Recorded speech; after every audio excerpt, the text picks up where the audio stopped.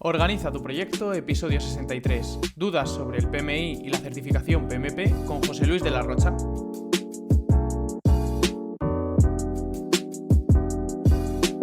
Bienvenidos a un nuevo episodio de Organiza tu proyecto, el podcast en el que hablamos de gestión de proyectos, tecnología y todo lo relacionado con optimización de procesos. El episodio de hoy es un episodio diferente. ¿Por qué? Porque tenemos a José Luis de la Rocha, integrante del grupo de Telegram y experto en PMP.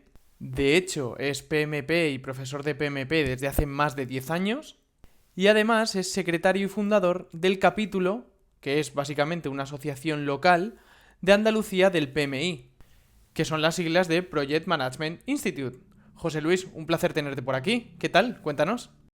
Pues un placer de estar aquí y muchas gracias por invitarme. Y bueno, pues efectivamente eso, yo soy secretario del capítulo que fundamos aquí en Andalucía y aquí estamos pues dando caña para que todo el mundo vaya conociendo la metodología de PMI y bueno, pues dando formación y dando un poco de... En la asociación no hacemos formación, hacemos difusión, pero además pues eso, soy profesor y voy dando clase. Qué bueno. Pues cuéntanos un poquito más sobre ti. ¿De dónde te viene esto de ser PMP y demás?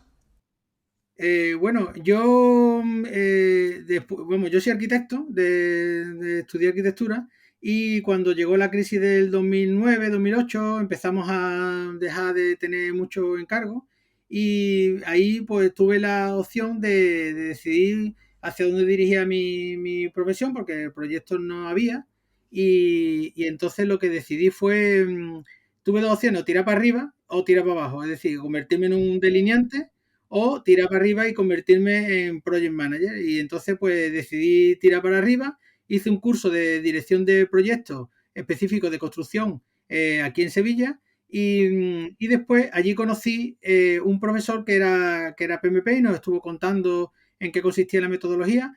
Este curso de dirección de proyectos no estaba orientado según la metodología, sino que era, o sea, metodología de PMI, sino que era más genérico.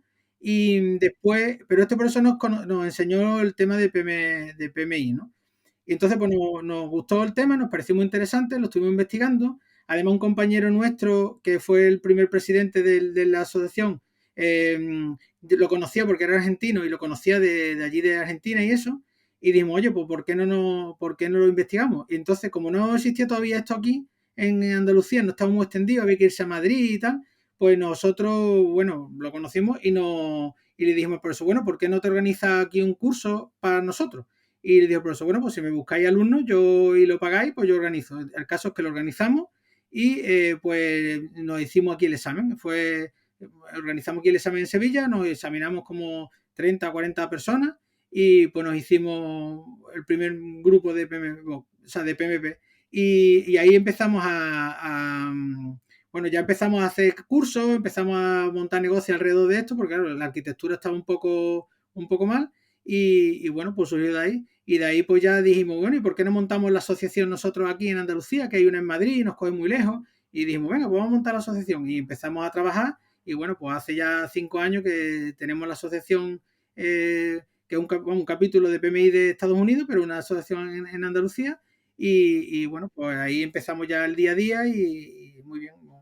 Llevamos mucho, eso, mucha ilusión del el capítulo está empezando, está siendo muy conocido, tenemos muchas actividades y la verdad que muy bien. Qué bueno. Pues al final este episodio surge por las dudas que tenía Ángel, integrante del grupo de Telegram, sobre esto de la certificación PMP, el PMI y demás. Y lo primero que te quería preguntar, José Luis, es que ¿qué es esto del Project Management Institute?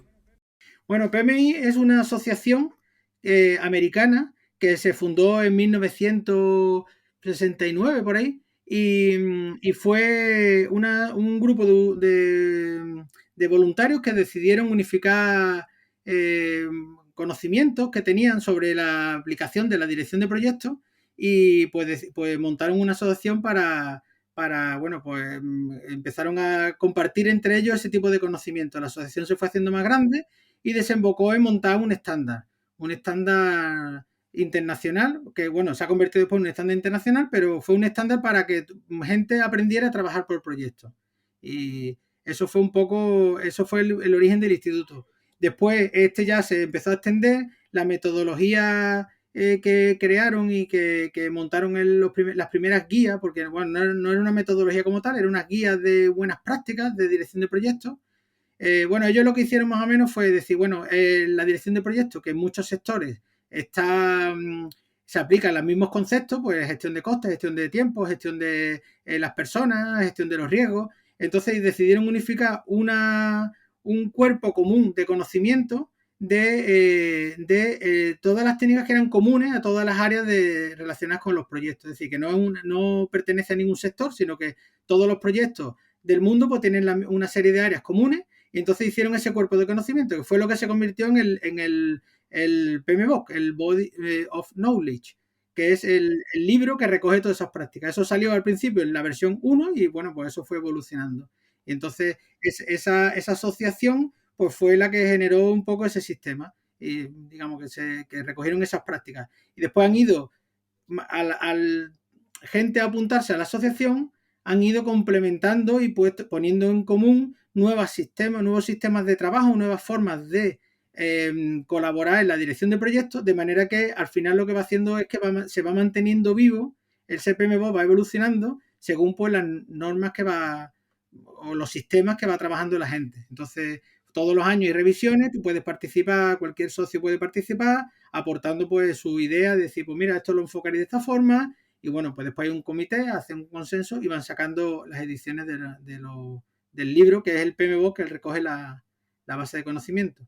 Y un punto clave en esta historia fue que el PMI consiguió que ese PMBOK se convirtiera en un estándar en la dirección de proyectos en Estados Unidos, es decir, una norma ANSI de la dirección de proyectos, de manera que en Estados Unidos, cuando un proyecto de determinada envergadura, un proyecto público de determinada envergadura, siempre obligan a que exista un project manager certificado en la metodología de esa norma que establecieron. Entonces, para garantizar que esa norma, ya por hilar todo el círculo completo, para garantizar que tú eres conocedor de la norma, surge la certificación PMP para certificarte que eres un profesional de la dirección de proyectos que trabaja según la norma del PMBOK que ha elaborado el Project Management Institute como las buenas prácticas de dirección de proyectos.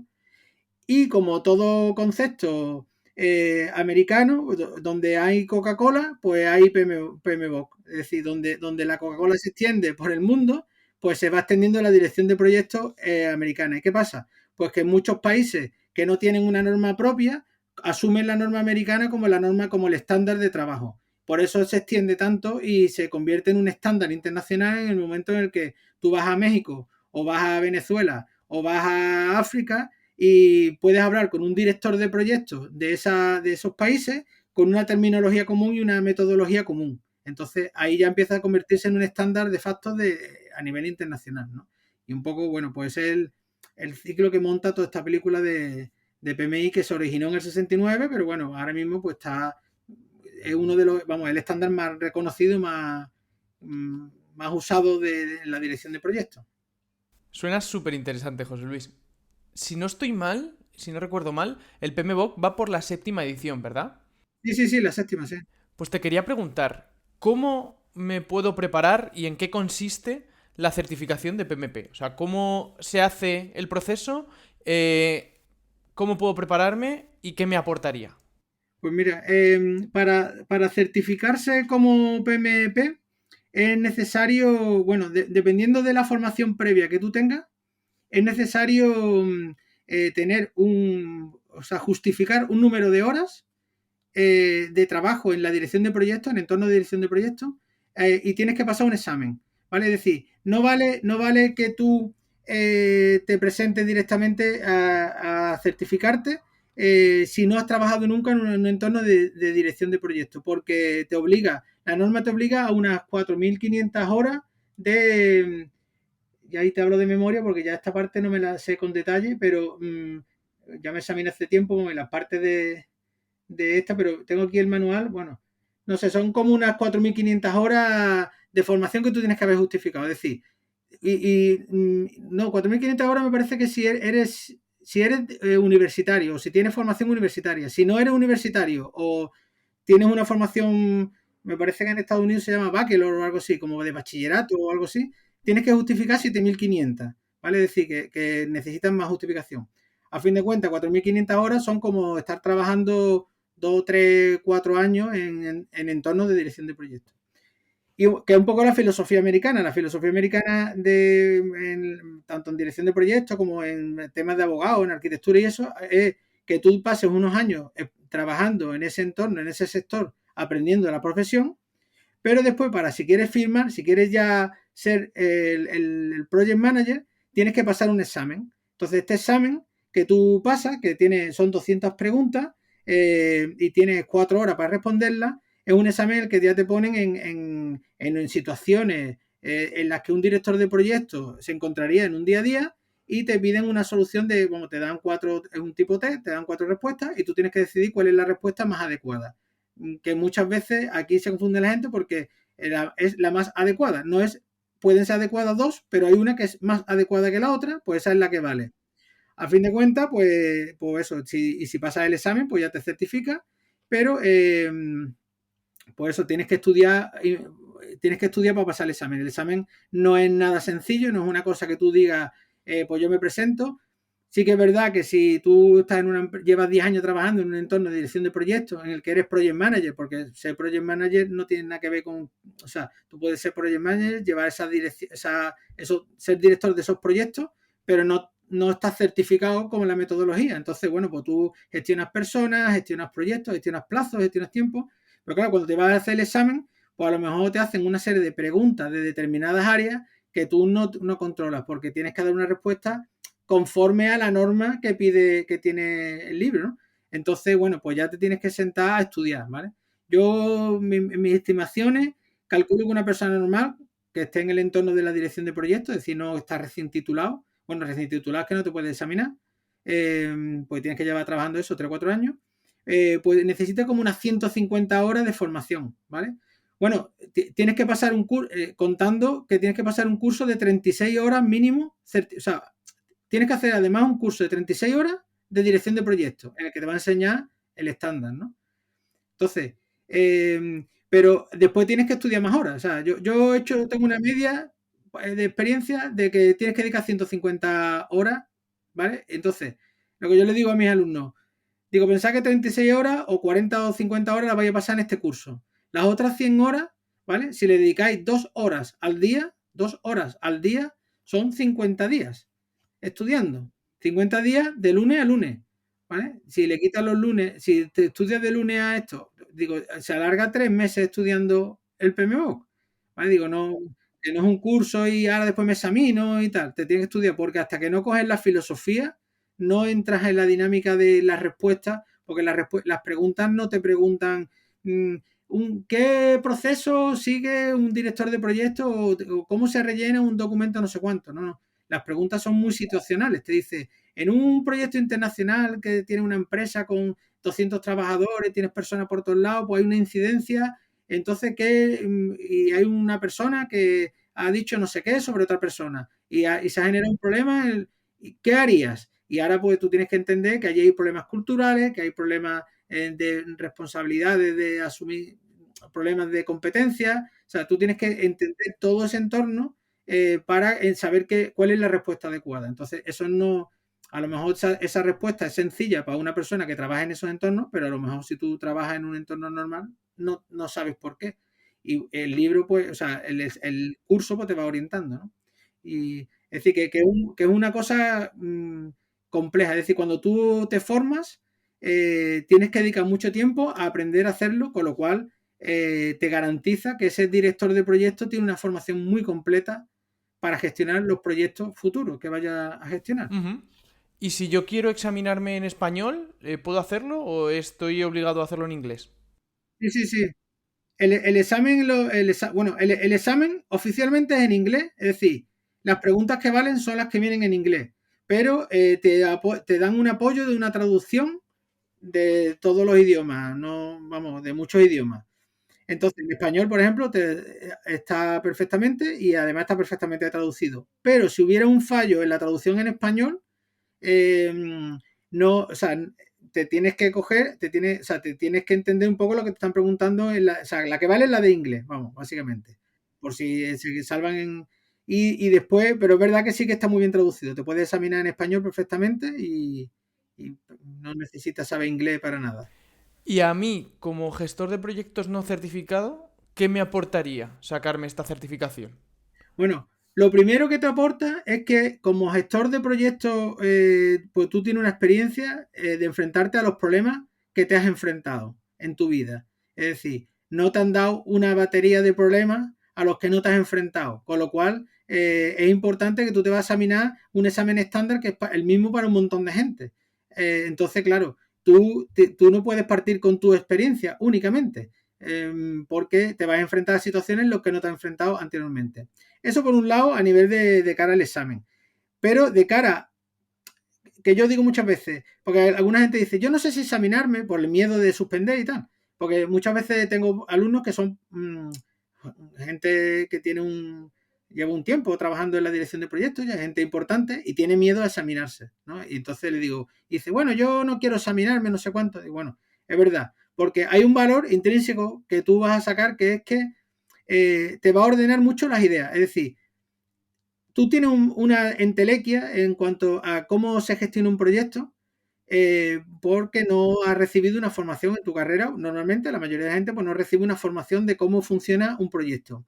Cuando tú terminas el curso y te estudias el PMBOK y, bueno, y otras cosas que hay que estudiar, que no solo el PMBOK, y estudias y te formas esas 150 horas, no leértelo, sino 150 horas entendiendo, haciendo diagramas, comprendiendo las preguntas, haciendo muchos test, empiezas a cogerle, a entender cómo funciona un proyecto. Es decir, toda esa entelequia se te convierte como una especie de matriz o como un tablero de ajedrez, como yo quiero muchas veces digo, en el que cada pieza tiene su función y tiene su forma de moverse en el tablero. Por ejemplo, la gestión de cambio. Pues tú la gestión de cambio, tú sabes que en los proyectos pues, hay cambios y que se mueven de una forma, que tienen unos problemas, generan una...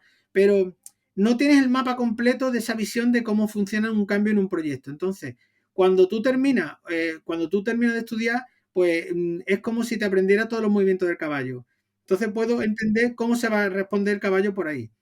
Pasa lo mismo con los entregables, por ejemplo. ¿Cómo funcionan los entregables? ¿Desde dónde arrancan los entregables? ¿Qué requisitos tienen que cumplir? ¿Hasta cuándo se entregan? Pues hay una serie de movimientos que los entregables van haciendo, que hay que pasar unos procesos de calidad, de revisiones, de responsabilidades, de ejecución, de planificación, que tú ahora mismo, pues si te paras a pensar en una conversación, nos ponemos a hablar y más o menos lo entiendes, pero no lo tienes perfectamente ordenado en una secuencia clara de cómo esos entregables van a funcionar a lo largo del proyecto, ¿vale?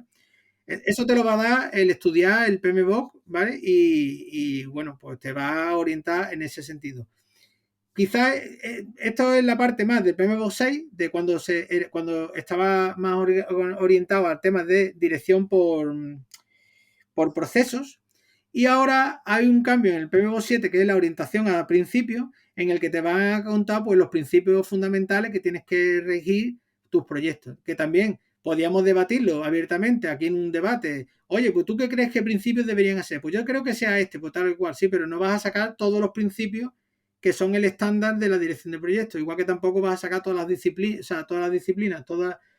es decir, el estudiar el PMP te va a servir para tener un control muchísimo mayor de todo ese mapa, de todo ese framework de trabajo donde te vas a mover, ¿vale?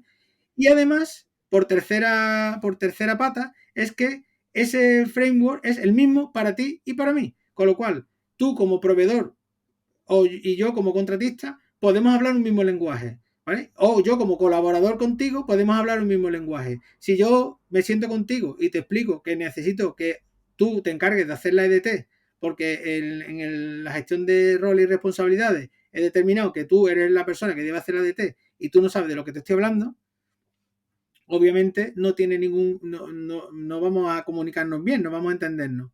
Porque entonces, ¿qué pasa? Que ese lenguaje común en el que vamos a hablar y puede ser en distintos idiomas, pero cuando yo le estoy pidiendo a un proveedor mío en otro idioma, un chino, le estoy diciendo que me haga un EDT, ¿vale? Se lo voy a comentar en inglés, él lo va a entender porque es el inglés, el lenguaje común, y va a decir, pues sé lo que me estás pidiendo. Y yo, cuando me lo envíe, sé lo que voy a recibir, o por lo menos espero recibir algo concreto.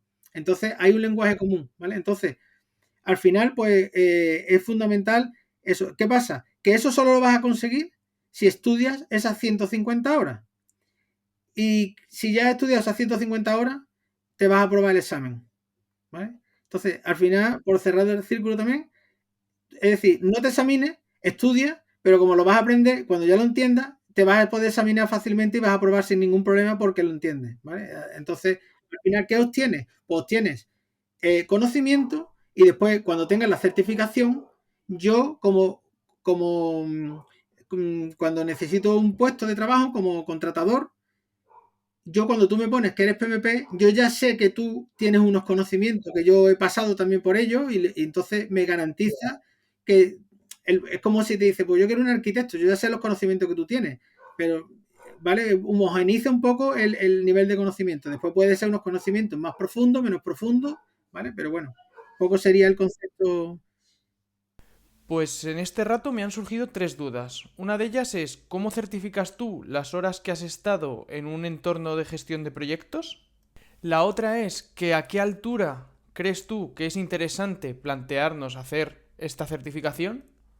Y la tercera es si hay ejemplos de exámenes en algún sitio al que podamos acceder para ver qué contenido preguntan. Vale. La primera, la certificación de las horas, tú cuando rellenas el examen, cuando haces la aplicación del examen, tienes que enviar una ficha en la que te dice, pues yo he estado trabajando del 2012 al 2014 en el proyecto de una cosa tal, en la empresa tal, y mi responsable era fulanito, ¿vale? Que se llama Fulanito Pérez y este es su teléfono y su correo electrónico, ¿vale? Tienes que rellenarlo con el teléfono y el correo electrónico. Y así vas rellenando de los distintos proyectos hasta que completes las 4.500 horas que necesitas. Entonces tienes que poner teléfonos y correos electrónicos de personas, ¿vale? Que además firman ese documento. Es decir, tú se lo tienes que dar a esa persona, él te lo tiene que firmar, tú lo escaneas y lo envías, ¿vale? A PMI. PMI te lo valora, te lo dice que todo correcto o dice que no, porque uno de cada 10 aproximadamente, claro, son sistemas anglosajón. Tú envíamelo, yo confío en ti, ¿vale? Hago un testeo, confío en ti, pero como te pille, ¿vale? Como yo digo, como te pillen en el examen y mintiendo y eso, ya olvídate de Estados Unidos, ¿vale? Ya búscate porque ya marcas como que has engañado, ¿vale? Entonces, ¿qué pasa? Uno de cada 10 exámenes lo revisan. Entonces, si te lo revisan la aplicación, pues van a llamar a esa persona. Y si esa persona no es quien dice ser, o no es quien, o te hablan de ti y no, mira, yo a este chaval no lo conozco, ni sé quién es, ni yo trabajo en proyectos, me ha dado un teléfono de un farmacéutico que tú conoces. Pues mira, es que pues, se acabó el examen, o sea, ya no puedes ser PMP. O sea, pues tú mismo, tú te arriesgas lo que tú quieras, ¿vale? Eso es la primera pregunta. En cuanto al tema, la segunda, pues ¿cuándo te plantearía esto? Yo creo que el momento adecuado es eso, pasado los 3 o 4 años, 5 años de estar trabajando en una empresa, en un entorno de dirección de proyectos, prepararte para examinarte. Esto no quita que tú estudies antes, ¿vale? Que tú aprendas. Preferentemente, si la empresa ya tiene una cultura de formación en dirección de proyectos, porque tiene directores de proyectos y gente que trabaja en ese entorno de dirección de proyectos, pues es normal que tengan un programa de formación y te vayan formando. Bueno, hay una certificación previa a la PMP, porque no es la única certificación que existe. Está la CAPM, que es una certificación, digamos, para recién titulados, que esa sí te hace preguntas directas de cuáles son los 12 principios o cuál es el valor o qué significa, no sé qué. Son preguntas muy concretas y esa es muy sencillo, esa estudiando el libro es muy sencillo de aprobar y sería el primer paso para convertirte después en PMP, ¿vale? No es obligatorio, pero esa sería, por ejemplo, para terminar la carrera y hacer CAPM. Y ahora durante 3 o 4 años ir trabajando en entornos de proyectos y ya prepararte el examen para ser certificado, ser PMP, ¿vale? Esa es la segunda. Y la tercera pregunta no es posible, ¿vale? No es posible, porque no es posible tener preguntas de examen. Bueno, perdón. Las preguntas de examen tú firmas un convenio, firmas un contrato de ¿cómo se dice? Confidencialidad. Tú no puedes transmitir públicamente preguntas que has recibido en el examen, ¿vale? Está prohibido. Entonces, ¿qué es lo que pasa? Que, bueno, tú te haces el examen y te acuerdas de algunas. Además, son 200 preguntas. Tú después no te acuerdas. Pues en los exámenes antes, bueno, ahora porque son todos casi todos digitales y tú te examinas desde tu casa y haces el examen por internet y tal. Pero cuando era en papel, cuando yo lo hice en papel, pues después, cuando terminábamos el examen, nos íbamos al bar y decíamos, oye, ¿tú qué contestaste a la pregunta tal? Hostia, ni me acuerdo. O sea, son 200 preguntas. Yo me he quedado con las 3 o 4 que me han quedado a ti, que son distintas de las tuyas, y es que no coordinábamos preguntas, ¿no? No, entonces no existe esa referencia.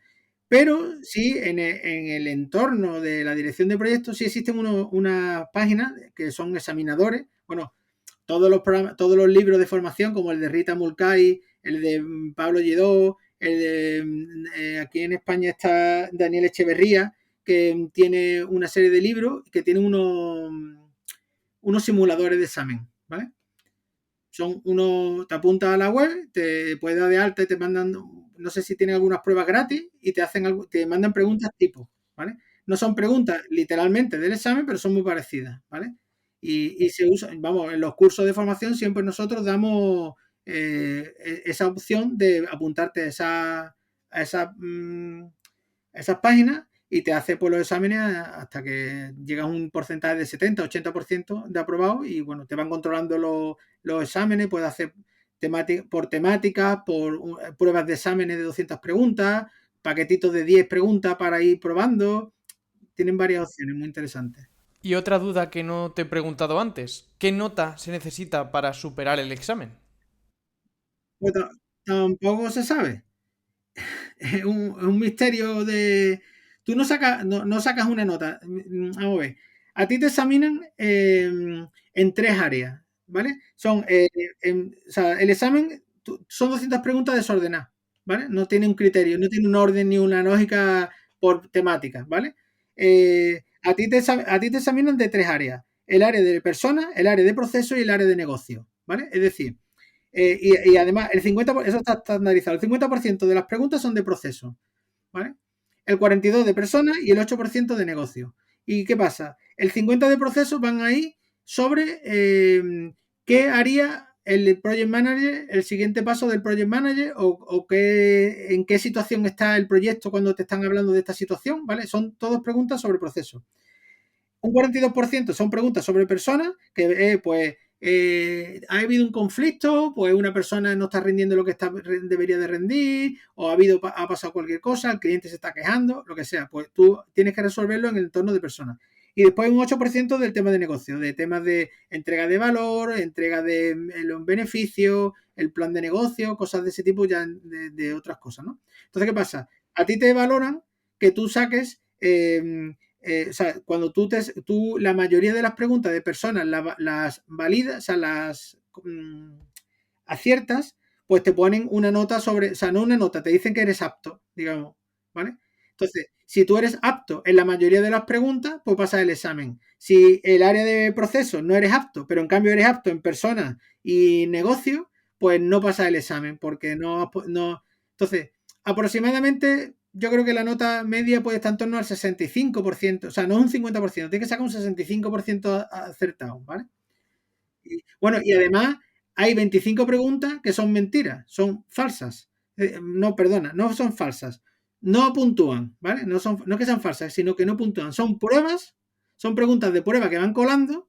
Si la gente las acierta, las va metiendo en otros exámenes. Si la gente no las entiende y no las aciertan, pues las van descartando porque son muy ambiguas y no las sabe responder. Tú no sabes cuáles son cuáles, tanto mezcladas.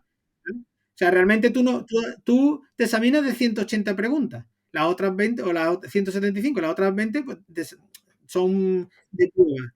¿Vale? El examen tiene un montón de cosas. Y además no te dicen la nota, te dicen si has aprobado o no has aprobado. ¿Vale? Es decir, si eres apto o no apto.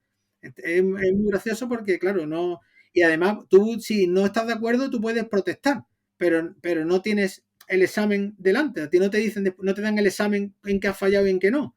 A ti te han dicho que tú persona no eres apto y tú te lo tienes que creer. Tú ahora protestas y tendrás una reunión con ellos y tal. No he conocido ningún caso, pero es muy curioso, es muy curioso. Y del resto de certificaciones que hay, además de la de PMP, ¿cuáles crees que son interesantes para mencionar en este episodio? De PMI, pues mira, bueno, aparte de la CAPM, ¿vale? Las otras certificaciones ya, vamos, las podéis ver en pmi.org, están todas las certificaciones que existen y, y vamos, principalmente la dividiría en dos partes, digamos. Hay un área de desarrollo de certificaciones de metodologías ágiles, que sería un poco las complementarias al PMP. Es decir, el ACP y bueno, y ahí han comprado recientemente un montón de certificaciones nuevas y bueno, pues tienen un paquete de certificaciones de dirección de proyectos ágiles, ¿vale? Específicas de ágil, ¿vale? Después, eso en cuanto a certificaciones, digamos, complementarias, porque tú puedes ser PMP y después tener una CP o otro tipo de certificación. Y después están dentro del área, estoy aquí mirando para refrescarme porque hay un montón, ¿sabes? Eh, dentro del área, no sé si lo están mirando por internet, pero eso, están las correspondientes a Ágil, ¿vale? Y después están, digamos, las complementarias a la PMP, que serían la dirección de portfolio y de programas, ¿vale? Que esas serían como más avanzadas. Es decir, un director de proyecto en una empresa, en el entorno de dirección de proyectos, va a ir tendiendo a ser un director de programa y después convertirse en un director de portfolio, ¿vale? Que sería ya el que lleve, bueno, por el portfolio de proyectos de la empresa y entonces pues tiene unas herramientas específicas, ¿vale? Más orientadas a esas áreas. Después hay otras más de especialización que son, por ejemplo, te puedes certificar en riesgo, te puedes certificar en cronogramas, te puedes certificar en temas de... ¿Cómo se llama esto? De comunicación. Bueno, hay muchas certificaciones específicas de distintas áreas, ¿vale? Estoy aquí leyendo, por ejemplo, también te puedes convertir en certificarte para temas de transformación de la organización.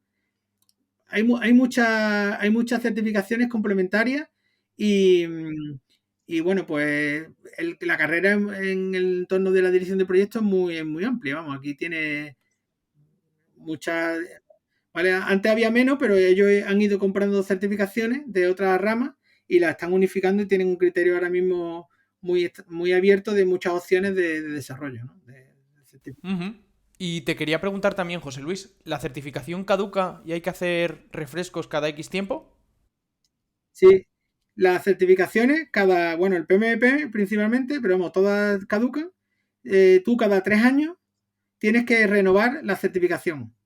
Es decir, esto no es una certificación que tú ya te certificas y es para toda la vida, sino que tú cada 3 años tienes que renovarla. Entonces, ¿qué es lo que te piden? Pues te pide que justifique, en el caso de PMP, te piden que justifique 60 PDU, que son horas, 60 horas en 3 años. Es decir, súper sencillo. 20, o sea, si hace cada año eso, son 20 horas al año.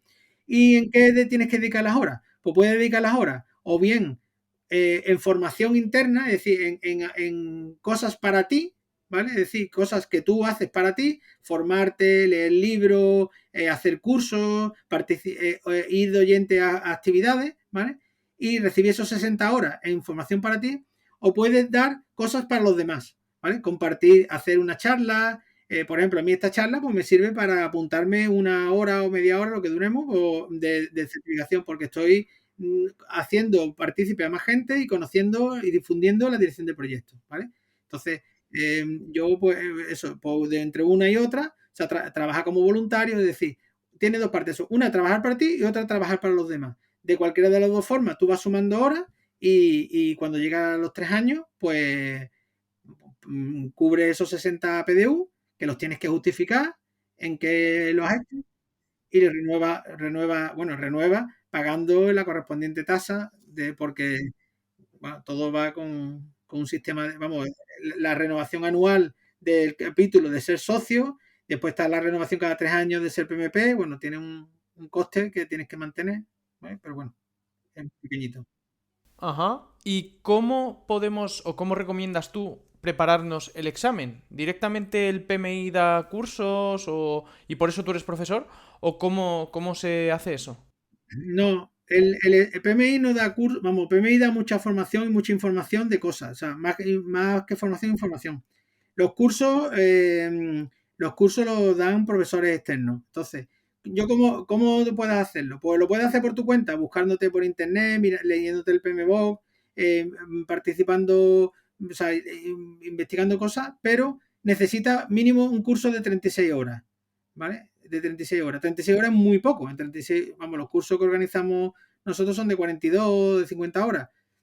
Son muy pocas. Entonces, yo siempre te recomiendo que te busques un curso, una formación, porque no solamente vas a recibir la formación ordenada, sino que puedes consultar dudas y dentro del propio curso, salvo que sea online, o bueno, incluso a lo mejor online también hay opciones, pues vas a conocer un grupo de personas que están queriendo ser certificados contigo y pues puedes sentarte con ellos para motivarte y para decir, bueno, vamos a quedar para estudiar, vamos a reunirnos cada X tiempo, porque al fin de cuentas es lo que digo, estos son unos cuantos meses en los que tu vida va a centrarse en el mundo de la dirección de proyectos hasta llegar a la obsesión y pues va hasta y es bueno compartirlo con otros porque pues eso, dudas, porque muchas veces las preguntas, una cosa que pasa mucho es que las preguntas yo creo que he acertado que es la D, lo estoy convencido, y en cambio la pregunta es la C.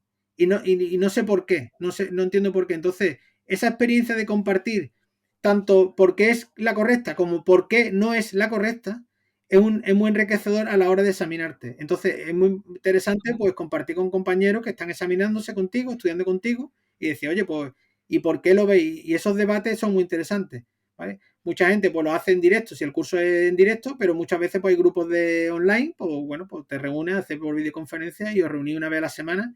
Yo recuerdo mi grupo de colaboradores, o sea, de estudiantes, cuando hicimos el examen, hemos montado empresas. Después, por al día a día, te conocen, son gente de otros sectores, bueno, el nuestro eran todos arquitectos, pero bueno, pues montamos varias empresas, hicimos incluso una empresa de formación, es decir, que de ahí sale un montón de cosas, ¿no? No solamente la parte de conocimiento, ¿no? La parte más humana. Súper interesante. Y otra cosa que te quería preguntar, ¿conoces tú alguna asociación, además del PMI, que se dedique al Project Management? Sí, bueno, aquí sí, hay varias asociaciones, eh, principalmente, bueno, la más conocida, por lo menos con la que más he tenido yo relación, es con IPMA, que es una asociación europea, ¿vale? Que tiene otro estándar distinto, o sea, ellos son es otro tipo de asociación distinta, vamos, no es menos conocida y bueno, pues están también por ahí por el mundo y haciendo sus cosas y tienen su sede por España y bueno, puedes colaborar con ellos, hemos hecho algunas charlas en conjunto, hemos hecho actividades juntas y tienen otra filosofía al final está más enfocado en las habilidades de los directores de proyectos más que en los procesos y en la forma de trabajar, sino ellos se centran más en certificar el liderazgo, la capacidad de comunicación del director de proyecto, ¿vale? Y aquí nosotros hablamos de otra forma, o sea, al final es lo mismo, ¿vale? Porque obviamente un director de proyecto certificado de esa asociación y de PMI van a dirigir proyectos igual de bien, ¿vale? Cada uno con su metodología, ¿vale? Después también una norma que sacó la ISO 21500, que sacó un estándar para la dirección de proyectos, que también no es certificable, pero sí está ahí también para la gente que eso. Bueno, y después hay muchas otras asociaciones pues, y otros estándares en Alemania, en Australia. Hay muchos sitios que tienen Japón, tienen el suyo propio.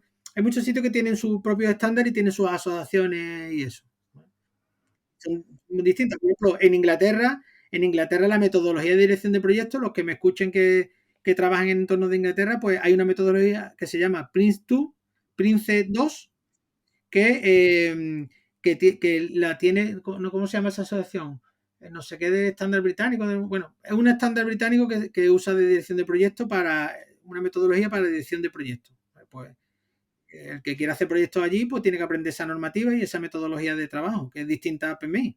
¿vale? Pues José Luis, ha sido súper interesante este rato. Lo último que te quería preguntar, para que lo sepa también la audiencia, es ¿dónde podemos encontrarte? ¿Dónde podemos saber más sobre ti?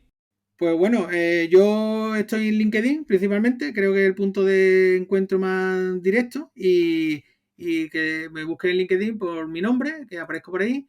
Y después, bueno, tengo un podcast también sobre dirección de proyectos y temas de, vamos, más orientado a la arquitectura, pero también hablo muchos temas de dirección de proyectos que se llama Buscando el Proyecto Perfecto y que podéis encontrar también por los podcasts normales del programa.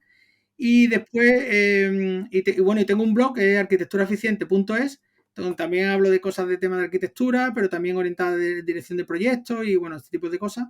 Y bueno, pues en cualquiera de estos sitios pues, me podéis preguntar, consultar y escribirme, que yo estoy dispuesto a siempre a colaborar, pues mi vena voluntario está ahí siempre funcionando y siempre dando contra más difusión creo que y contra más la gente sepa estas cosas, pues mejor no va a ir siempre. Porque te puede encontrar una persona, eso, que en vez de ser tu competencia, es tu compañero de viaje y que tiene que saber estas cosas también, ¿no? Eso es, súper interesante. Y bueno, también formas parte del grupo de Telegram, que al final ha sido donde ha surgido la idea de este episodio. Eso, pues en el grupo preguntarme también, claro. Muchas gracias, José Luis. Así que ya sabéis que podéis contactar con él directamente en el grupo de Telegram de Organiza tu Proyecto. Y de verdad, muchísimas gracias por este rato, José Luis, porque al final me ha servido muchísimo para aclarar dudas, que yo también me estoy pensando esto de certificarme. Y para continuar con mi formación, que es súper importante estar en continua formación, y tener ese conjunto, esa batería de soluciones con una metodología ya demostrada. Pues nada, un placer y mañana te sigo escuchando en los podcasts. Muchísimas gracias, José Luis. Y muchísimas gracias a vosotros por escucharnos. Nos vemos en el siguiente. Muchísimas gracias por valorar con 5 estrellas y darme tu opinión sobre el podcast en la plataforma que lo escuches. Espero que te haya gustado y lo hayas disfrutado tanto como yo preparándolo. Estamos en contacto a través del link que os dejo en la descripción, de mi LinkedIn Javier Delgado Donoso, del grupo de Telegram oficial de Organiza tu Proyecto y de mi email javier@organizatuproyecto.com. Hasta el siguiente episodio.